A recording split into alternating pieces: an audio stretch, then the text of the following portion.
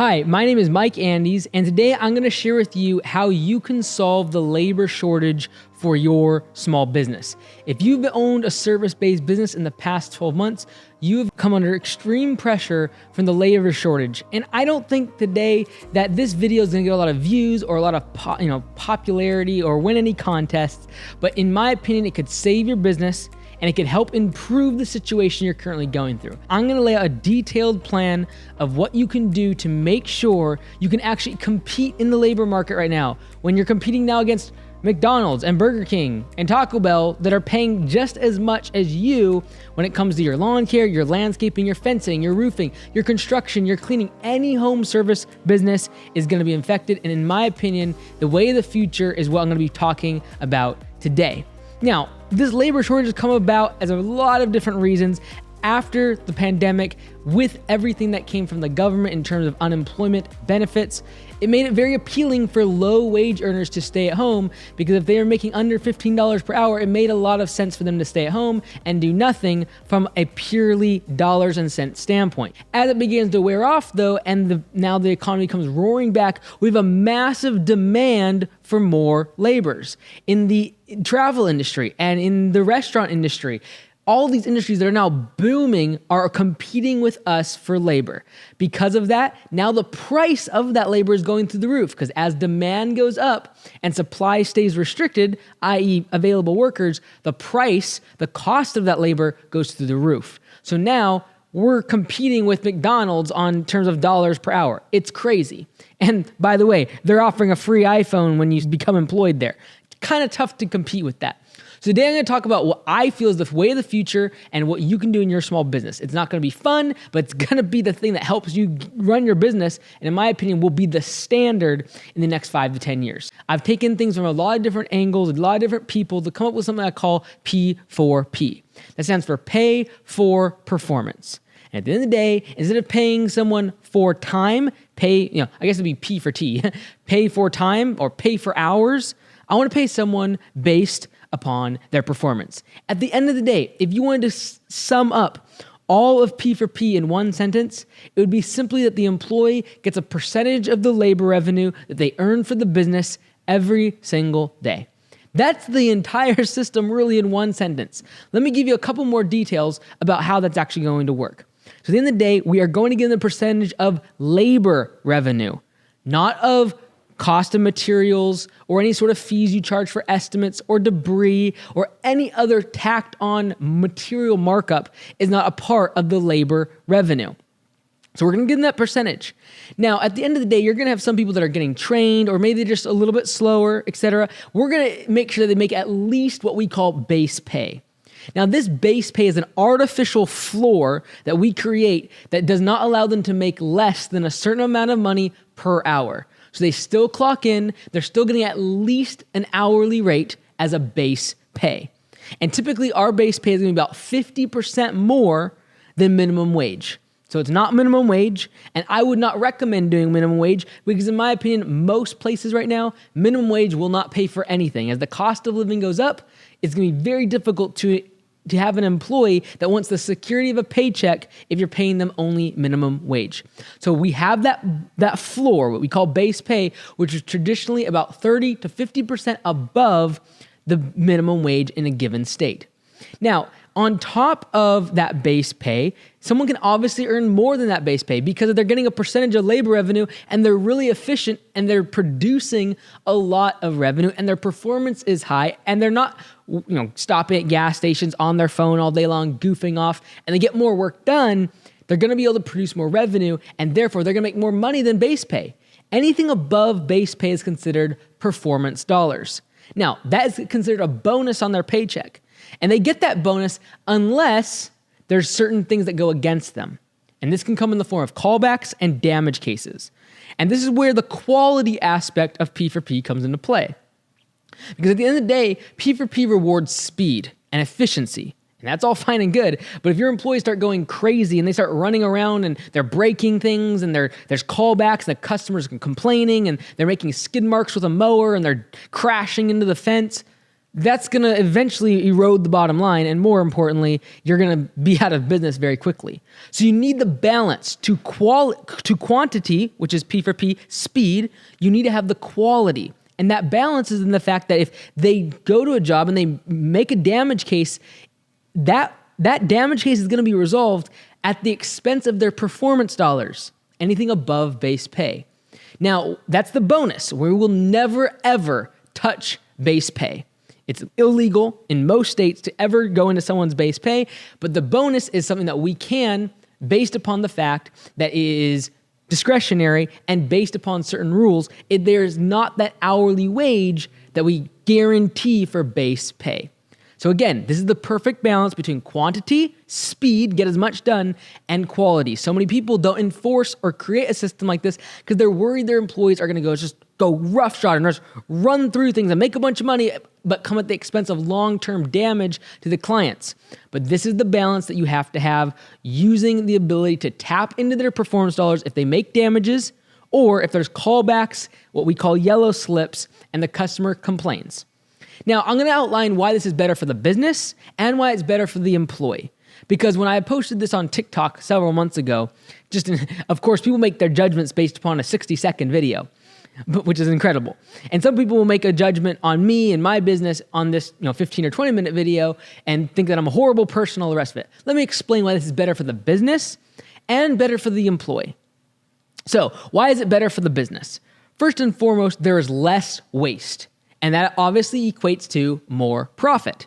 The reason there's less waste is because now the employee is not getting paid any extra money to be lazy, sitting around the truck doing nothing, drinking coffee for 45 minutes while they're just getting their truck ready in the morning, gabbing with the customer for hours on end. There's no more revenue being produced, and therefore there is no more revenue going into their pocket. And they're going to start thinking for themselves to make sure that they're most efficient, to make sure that they gas up at the beginning of the day, that they don't gas up 5 times and they don't stop at 5 different gas stations for lunch, breakfast, snack 1, snack 2, bathroom break 4, 6, and 8. Like, they're not on their phone throughout the whole day and wasting time on the clock. They're thinking about how can I most efficiently get the job done? Because at the end of the day, if there's 8 budgeted hours and I can get it done in 6 hours and the customer's happy, I'm going to make just as much money as if it would have taken 8 or 10. It doesn't matter how long the job takes now because they're getting a percentage of the labor revenue. So better for the business.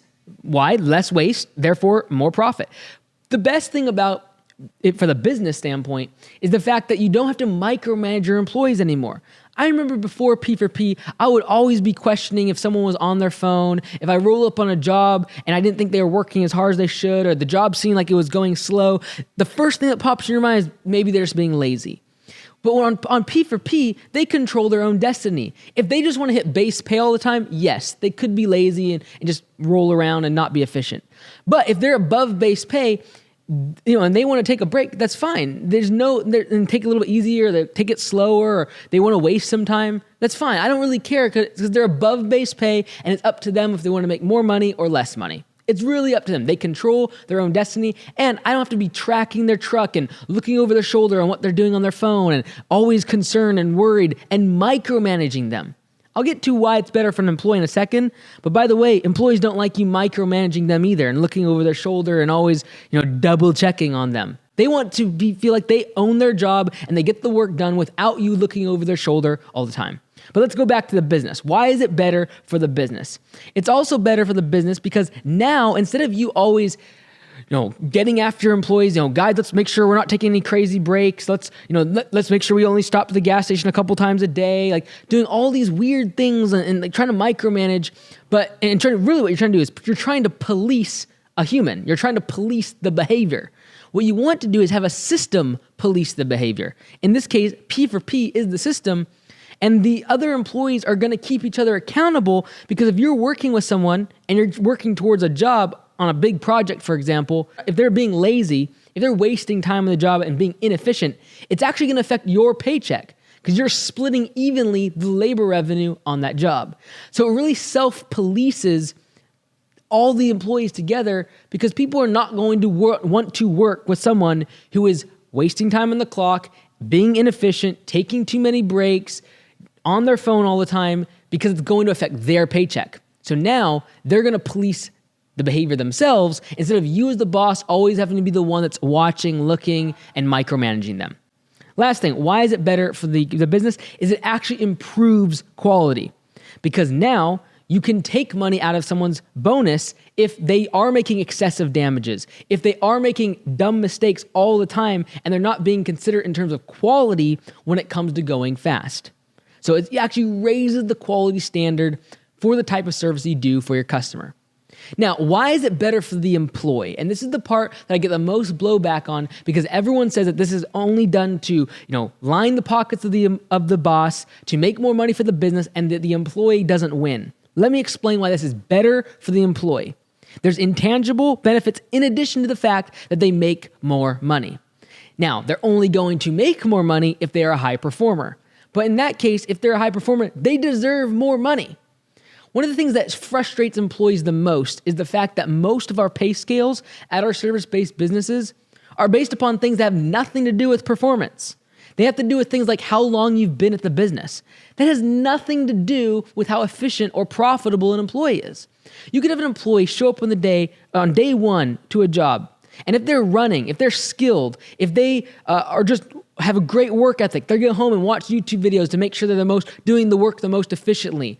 If they're constantly trying to shave a minute off here and learn and train themselves, they could very well be making more profit for the business than someone that's been at the business for 5 or 10 years and just sapping the clock, always on their phone, doesn't care about any sort of efficiency, profitability, or the customer, and has just been there for a long time. And all of a sudden, that person's making more money than the person who just got started, that's hungry, wants to work, wants to provide for their family, and is willing to work hard.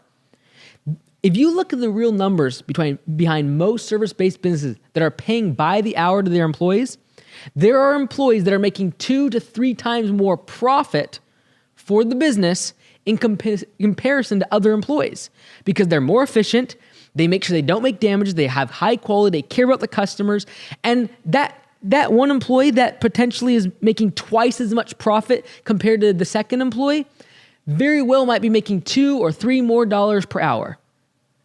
In my opinion, that's not fair. The person that's making more profit for the business is entitled to and should make more money. So it's very, very good to incentivize and remove that ceiling of pay for high performers. And that's exactly what you're going to get with P4P. You're only going to attract high performers. Why? Because low performers don't stick around because they hit base pay all the time. People who are lazy do not want to better themselves. Just show up to punch the clock and punch out at the end of the day, and they're just happy to make base pay. And we have that now. We have some people that are just happy to make base pay. Eventually, they're going to get weeded out, though, because other people who want to get ahead in life, want to make more money, will not want to work with them. Also, in your local community, with other competitors, other people that are in your industry, you're now going to get a reputation for being able to pay high performers more money. Because now you're going to be able to give those people more money on a quote-unquote per hour basis because they're earning more money for the business at a rate which you couldn't technically afford if you were paying them by the hour, but you can afford it when you're giving them a percentage of labor revenue and they're very, very efficient. All right, another reason, my opinion, why it's better for the employees using P4P over hourly is the pure meritocracy. Going back to what I said before, it's not based upon tenure, how long someone's been with the business. It's not dependent on who knows the boss. And this is the one I hate the most. Who basically needs the money the most? A lot of times we just need to keep our employees. So we're like, hey, if you need more money, I'll give you a little extra here. I'll give you a little bonus here. I'll give you a little extra here. Oh, you're having a family event happening and you need more money. I'll give you some money here. In my opinion, that's not fair to the employees. P4P is a pure meritocracy, which means it's based upon your merit and your performance instead of all these random things like how long you've been at the business. If you're personally related to the boss, those are things that, in my opinion, come to the demise of the culture of the business because not based upon who actually works hard and who actually makes money for the business.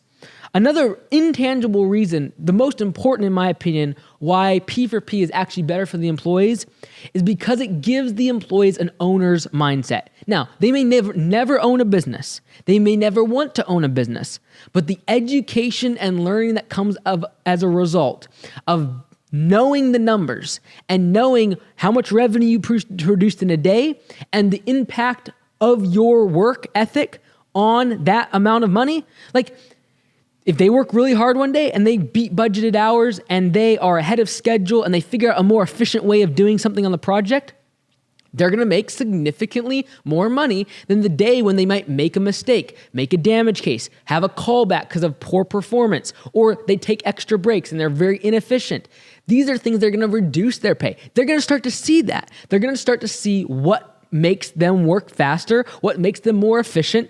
And at the end of the day, those are the skills and that's the mindset that's going to set them up for their next job, for their next career, whether it be a position in your company to make more money on P4P because they'll get more skilled, they'll figure out what's working well, how they can become more profitable, how they can get more jobs done in a day. They'll figure that stuff out. They'll make more money internally, but potentially they might go get another job at another company as almost like a manager because now they start to think in terms of efficiencies. They're looking for waste. They're looking for where can we reduce the inefficient processes of the business? How can I make sure I get weed whacker line in my pocket instead of walking a quarter mile back to the truck when I run out of line at the end of a long strip of grass? These are the little tiny things that add up over the course of a day many, many times. How many times they look at their phone? How many Snapchats do they make in a day? These are all things that if they start to polish and they start to see, their work ethic can be improved and it's going to set them up for their next stage of their career, whether it be financially, internally inside your business, or if they go get another job somewhere else, it's going to be better for them.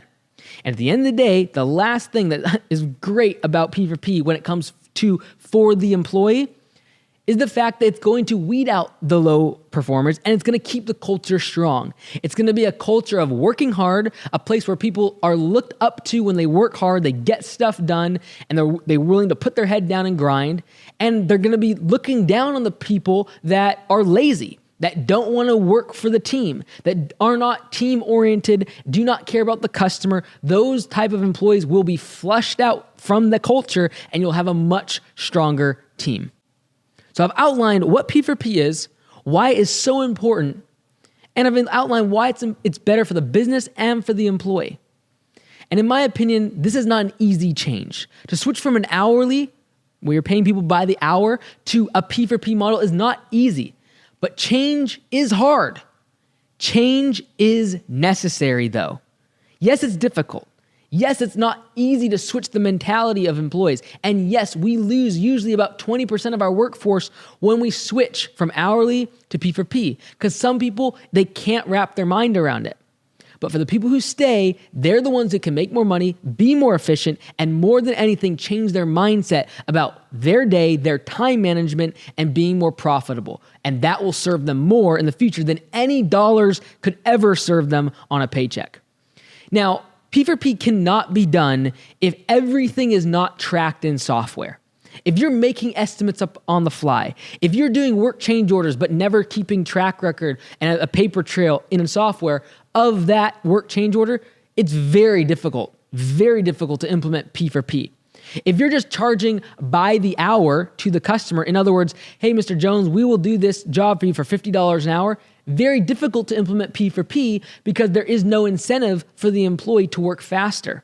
There's no incentive for them to work out efficiencies and cut out waste because they're just getting basically a percentage of the hourly rate, which is by the hour. They're incentivized to work longer. The worst thing I hate about hourly wages is the fact that the longer it takes the employee to do the job, the more money they make.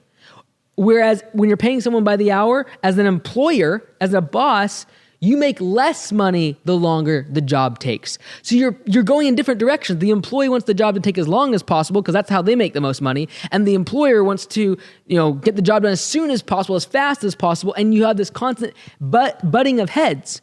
The goal with P4P is to get everyone aligned in thinking about one thing. How can we get these jobs done more efficiently? How can we cut out waste?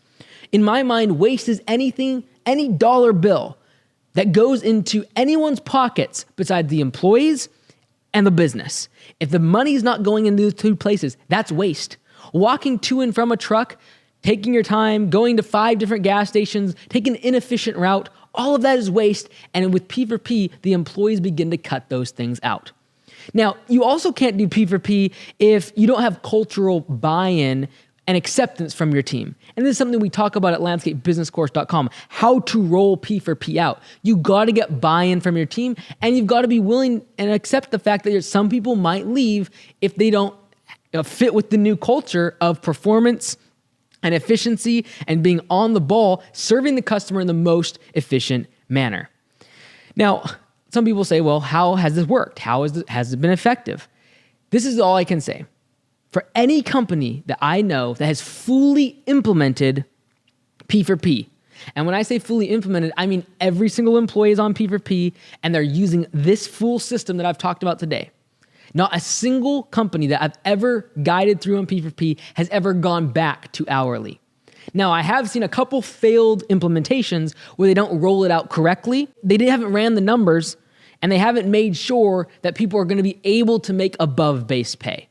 These are the things that you would have to do before implementing P4P, knowing what your hourly rate is to the customer, making sure that you run the numbers in the background, making sure that it's possible, it's even humanly possible to get above base pay is important, because until they get above base pay, you will have no impact on the employees, their future, their paycheck, or their efficiency level in the field until they hit above base pay.